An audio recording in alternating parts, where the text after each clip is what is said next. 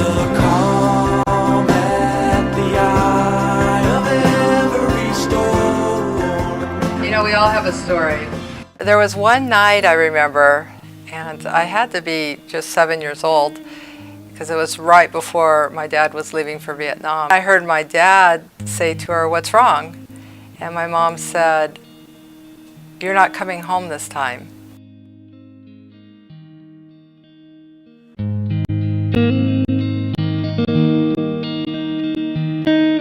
My dad gave his life for our freedom.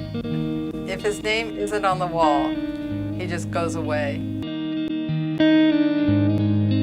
We actually planned the first Father's Day to go have a picnic at the wall in Washington, D.C. I went up to the book to look for my dad, and his name wasn't there. And so I was totally shocked. I had my son, Joel, was with me. He was about 9 or 10 years old. Joel and I went to the Pentagon. Finally, I get a denial letter that says that his plane went down 3 degrees outside the combat zone and that it was during a training mission, so it doesn't qualify as to be on the wall. My dad was actually responding to the Gulf of Tonkin incident in the very beginning of the Vietnam War. My dad flew 22 missions up and down the coast of Vietnam, and they're telling me that that doesn't meet the requirements to have his name on the wall. The last conversation I had was in the White House with President Obama and the Secretary of the Navy. They both said, along with Arnold Schwarzenegger, they're all going to help me get his name on the wall. Joel came into my office and said, "Mom, I'm going to join the Army.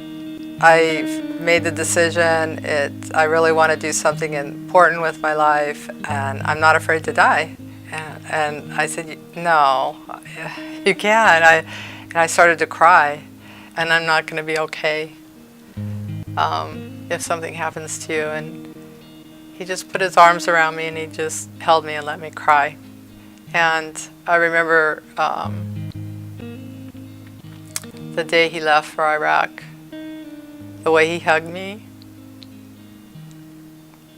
was like it was for the last time. And I couldn't even let him hug me because it was so final. And I regret not letting that hug come in all the way, because I thought if I didn't let him that it wouldn't be the last one. But it was the last one.